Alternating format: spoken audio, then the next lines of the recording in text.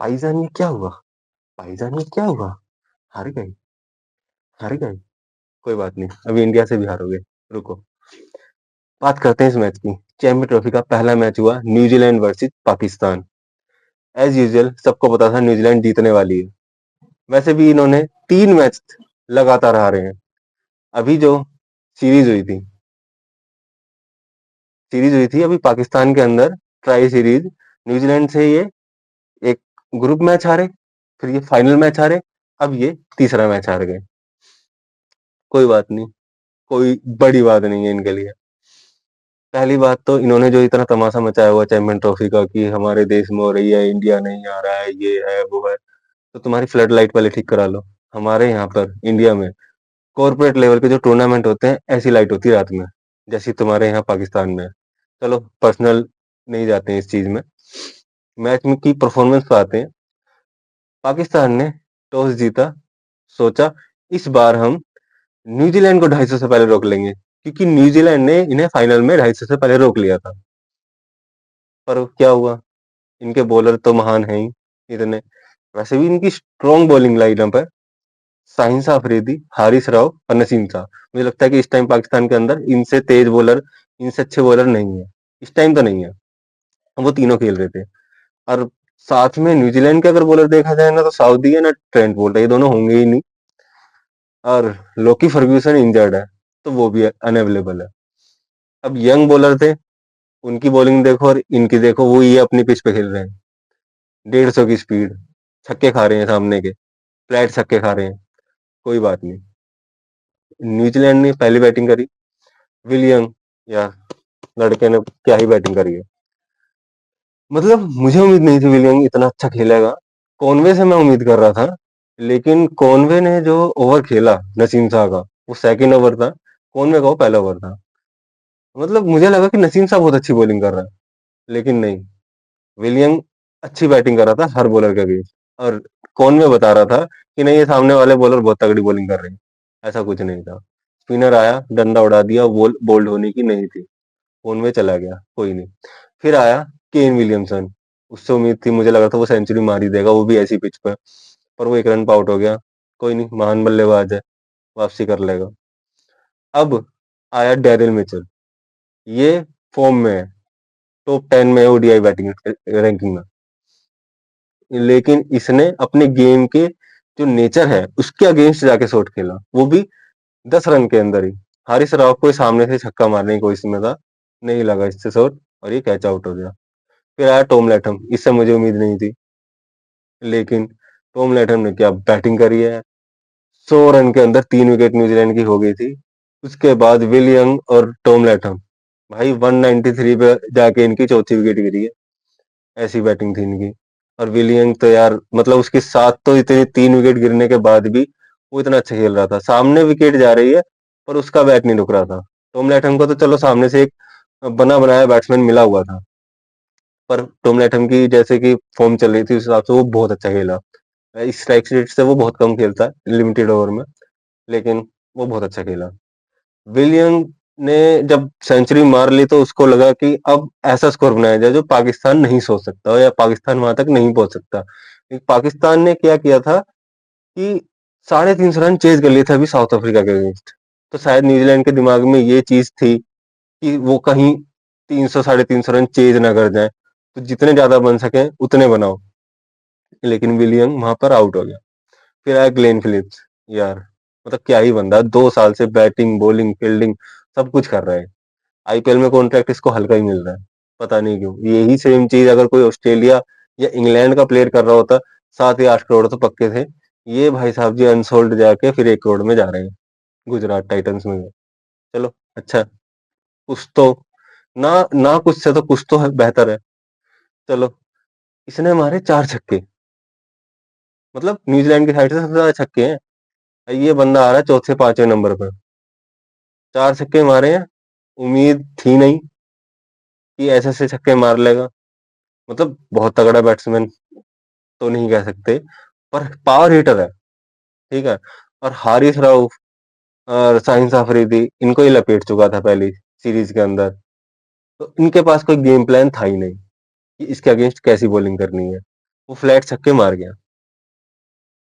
फिर ये और भी मार सकता था, लेकिन उसने अपना वो जो शॉट जो पीछे खेलता है ना, उसको मारने के चक्कर में वो जो चुल मची थी, में आउट हो गया। पर बैटिंग बहुत अच्छी करी है। पर आने वाले टाइम में न्यूजीलैंड का मतलब ये मुझे लगा लो कि ब्रेंडन मैकलम जैसा बैट्समैन बनने वाला है, क्योंकि अभी ये लेट आता है, मैकलम भी बहुत लेट आता था। ये शायद अपर ऑर्डर में आना शुरू हो जाएगा, वन डाउन या ओपनिंग जब इसको मिल जाएगी, फिर ये देखना क्या ही बैटिंग करने वाला है। बॉलिंग इसको करनी पड़ी सचिन रविंदर की वजह से, जो कि वो चोटिल था। चलो इस पर बाद में आएंगे। न्यूजीलैंड ने इसमें 320 रन बनाए, जो कि और भी बन सकते थे देखा जाए तो। वो थोड़ा सा स्लो भी हुए लास्ट में जाके। मुझे उम्मीद थी कि वो ज्यादा रन मार लेंगे, पर उतने नहीं हो पाए लास्ट के ओवर में। 320 भी मतलब मुझे था कि न्यूजीलैंड रोक लेगी इनको, लेकिन जो उन्होंने इनिंग खेली हुई थी 350 रन चेज करने वाली, तो ये दिमाग में थी, सबके थी ये, कहीं ना कहीं तो कर सकते हैं। लेकिन फकर जमान वो पहले ही फील्डिंग में चोटिल हो गया था, चोट लग चुकी थी। वो वापस नहीं आया फील्डिंग करने, वो ओपनिंग में भी नहीं आया। फिर इनकी ओपनिंग कॉम्बिनेशन बिगड़ गई। बाबर आजम पहले से पक्का था, उसको तो अपनी फर्स्ट रैंक का दुख है, ठीक है। उसको फर्स्ट रैंक दोबारा गेन करनी है। उसने अपनी बैटिंग करी, उसको नहीं देखना 321 बनाने क्या बनाने। उसने वही टेस्ट मैच की बैटिंग करी, टेस्ट मैच ही बनाना था तो वो अपनी सेंचुरी मार लेता फिर।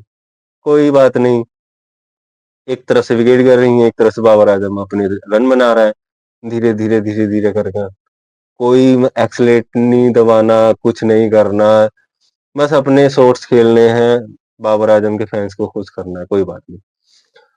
फिर सलमान आगा, यार इनका ये बहुत अच्छा प्लेयर है, सीरियसली। बैटिंग इतनी मस्त करी है, बॉलिंग में भी इसने 3 ओवर 15 रन दिए हैं बस।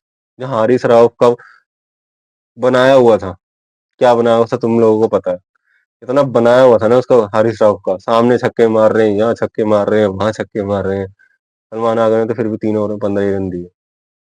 और भी मैं तो कह रहा हूँ हारिस राव के ओवर काट देते, 3 4 ओवर उससे ही करा लेते तो स्कोर थोड़ा कम ही होता। लेकिन सलमान आगा ने मैच जिताने के लिए कोशिश करी। खुश दिल था, मैंने आज तक नहीं देखा उसको खेलते हुए। सीरियसली मैंने इसी मैच में देखा था खेलते हुए। उसने बहुत अच्छी बैटिंग करी, मतलब है, वो लंबे लंबे छक्के मार रहा था वो, उसमें है दम। और मुझे लगा था फकर जमान, रिजवान और सलमान आगा ये शायद कुछ कर सकते हैं, मुझे बाबर आजम से वैसे भी कोई उम्मीद नहीं थी। लेकिन फकर जमान इंजर्ड हो गया।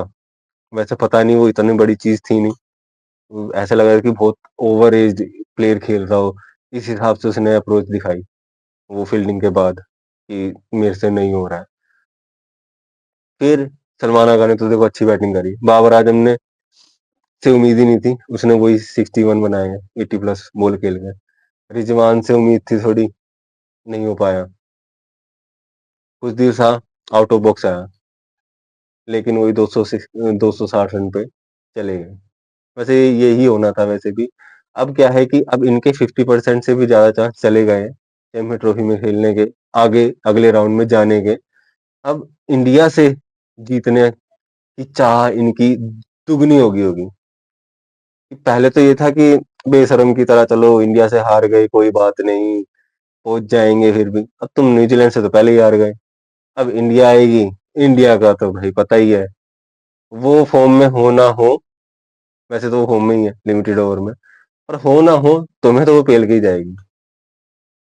पहले तो वो इनको देखेगी, बांग्लादेश वालों को, इनके आगे प्रैक्टिस मैच की तरह ये पहले तुम खिलाओ, बोले हमारे बैट्समैनों की जो फॉर्म है नहीं है, वहां पे चेक हो जाएगी कितनी है कितनी नहीं है, ठीक है। तुम्हारे छोटे भाई पिटेंगे पहले, फिर पाकिस्तानी आएंगे तो बाहर हो जाएंगे फिर चैंपियन ट्रॉफी से। इंडिया से हार के मतलब इतना इतना हाइप बनाया ना इन्होंने, क्या हो गया इनके साथ। तो न्यूजीलैंड से पहला मैच हार गए, अरे इंडिया से हार जाएंगे 23 तारीख को, और इंडिया से हारने के बाद ही बाहर। अब क्या माहौल बनेगा पाकिस्तान के अंदर, मतलब ये जितना ये इन्होंने कहीं से पैसा वैसा इकट्ठा करके जो लगाया है, ये तो ऐसे ही रखा रह जाएगा। कोई नहीं, क्या कर सकते हैं। ये तो खैर इनकी उनका खुद का मसला है, भाईजान, क्या कर सकते हैं। हो गया, बिरयानी का इतना खर्चा हो गया, है ना। अब इंडिया और न्यूजीलैंड इस ग्रुप से जाने वाली है जहां तक उम्मीद है। पाकिस्तान अगर ये मैच जीत जाती तो बहुत ही इंटरेस्टिंग ये चैंपियन ट्रॉफी होने वाली थी। पर इन्होंने कहा कि नहीं, हम कुछ इंटरेस्टिंग नहीं करने वाले हैं, हमारा तो ऐसा ही होता, हमारे यहाँ ऐसा ही होता है। ठीक है, इनके जैसे 4-5 जहाज निकले थे ना एक साथ, जेट, और न्यूजीलैंड के प्लेयर डर गए और पाकिस्तान के बच्चे डर गए कि ये क्या। ये बड़े लोग नहीं डरे थे, इनको तो आदत है, वो चलता है उनके यहाँ। चलो, कोई बात नहीं। बाकी मजा आया मैच देख के। चैंपियन ट्रॉफी न्यूजीलैंड की तो बहुत अच्छी जाने वाली है, क्योंकि वो आईसीसी के टूर्नामेंट में तो देखो, मैं पूरे फुल ब्लैक में हूँ, ठीक है। न्यूजीलैंड को सपोर्ट कर रहा था। अभी इंडिया तो इंडिया है ही, इंडिया के बाद न्यूजीलैंड को ही सपोर्ट कर रहा हूँ। तो न्यूजीलैंड तो आईसीसी के टूर्नामेंट में तो पागल हो जाती है। वो फॉर्म में है नहीं है, उनके प्लेयर कितने इंजर्ड है, कौन आ रहा है उनका प्लेयर, कौन नहीं आ रहा। आईसीसी के टूर्नामेंट में तो वो फाइनल सेमीफाइनल तो खेलने वाले हैं, उनकी जगह पक्की हो जाती है अपने आप। तो मेहनत तो करते ही हैं लड़के, ज्यादा नहीं चीखते। अभी कोई अभी ऑस्ट्रेलिया जैसी टीम ने पेला होता इनको, पाकिस्तान को, तो अभी इतना शोर मचा दिया होता ग्राउंड के अंदर ही। पाकिस्तान ने नहीं, ऑस्ट्रेलिया ने।